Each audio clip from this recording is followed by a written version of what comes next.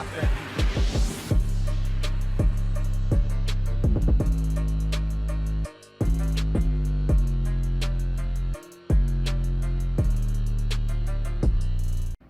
Alright, so I'm actually re-recording this video because the first time that I recorded a video, I got kind of upset for a couple of reasons that I'll get into a little bit, but I kind of wanted to re-record because I kind of thought about it a little bit more, and honestly, it doesn't leave me excited, but it also doesn't upset me nearly as much as I was the first time I recorded this video. It just kind of confuses me a lot more than it does excite me about anything, and that's very strange because one of the main issues that I had with the episode was the fact that there's this turtle that was created by the Otsutsuki, because Urushiki says himself that only an Otsutsuki can activate it, right? So it just then leads me to question who actually created. Did he create it? Did Toneri create it? Did fucking Kaguya create it? Did the Sage of Six Paths create it?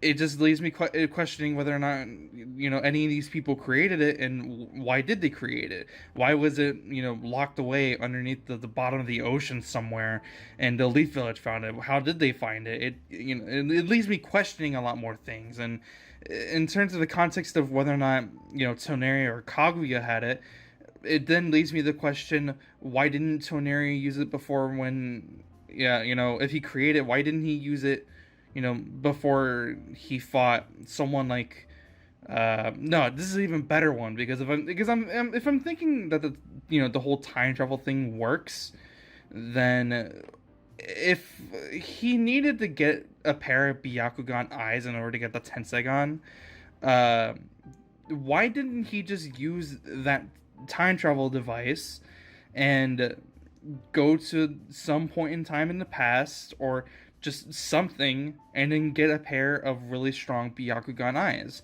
and then his Tensegon would have been even more powerful? Just why didn't he do that? If Kaguya created it and she had it, why didn't she do something about her sons? If I'm thinking that it's like she can just completely alternate time just by having it, instead of it being like a multiverse thing, But just that really confused me. I'm left in questioning more things, and I don't want to be questioning the show. I wanted to just kind of make coherent sense and leave it at that. Another thing that also really upset me as well, just because I thought it was stupid, was I think about towards like the second half of the episode, they're trying to send out a whole bunch of troops to look for Urushiki, right? They end up finding him, and he's running on the ground, on foot, obviously, right? Running on the ground on foot, and they're chasing after him, and they're trying to corner him. But the thing that didn't make any sense to me was, if he's running on foot, why did they send like every single dude in the entirety of the village after this one guy? Considering also the fact that even if they all banded together, they still wouldn't be nearly as powerful to be able to team up against him. He would have a lot of abilities in his arsenal to be able to deal with them, like you would think, right? So why did they all go after him? That didn't make sense to me. Why did every single troop from the Leaf Village go after him? And the only answer that I can give that question is, they had to do it for plot convenience. They had to get all the troops away to do the illusion of Urushiki going after Naruto. Instead, he's actually going after the time travel device, or temporal vortex thing. I don't know. I don't really remember what they called it in the episode. Just, I don't know.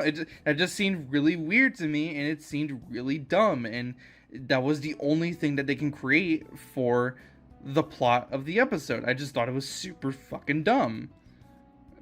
But other than that, that's kind of the only really two big reasons of why I didn't really enjoy the episode at first. But then I start thinking about the potential of what could happen after the fact, because now they're in a hidden leaf village of the past. And so this is when Sasuke, Naruto, and all these past characters were either still alive or are younger, right? So this is going to be very interesting in the sense that we get to see Boruto interact with Naruto potentially. We're gonna potentially see Boruto interact with his dad as a kid, and he has to pretend like he doesn't know anything about him like at all. So he just has to experience him as a new person, and he'll be able to then then get answers to questions that he's had, like why is he like this, why is he like that, how similar is he then that he is now.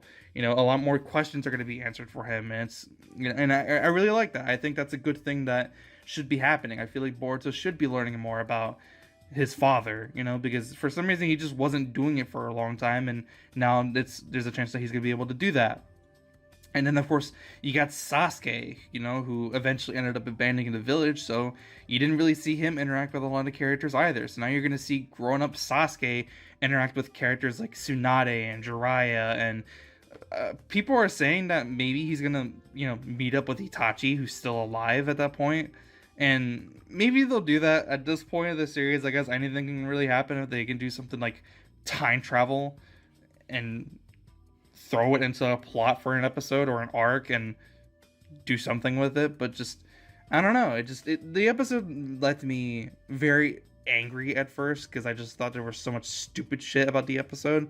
But then I thought about it and I was like, well, maybe they could do something really cool with this. And if they do something really cool with it and they do it really, really well, the arc can actually be really damn good. And I really hope that that's the case, because I want to be excited. I want people to start watching Boruto again, or I want people to start getting into Boruto, because eventually when they get into manga territory and what they're doing with that shit, it's gonna get pretty good. From what I hear, the manga for Boruto is like super good, and if the anime can pull that off correctly, then it's gonna be a hell of a ride.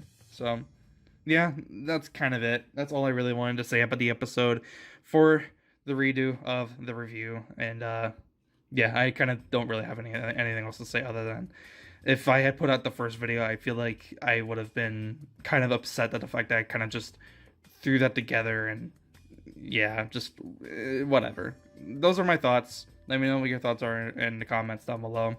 And yeah, I guess I'm just gonna end the video. I'll see you guys in the next one. Have a fantastic day. I'm out. Peace.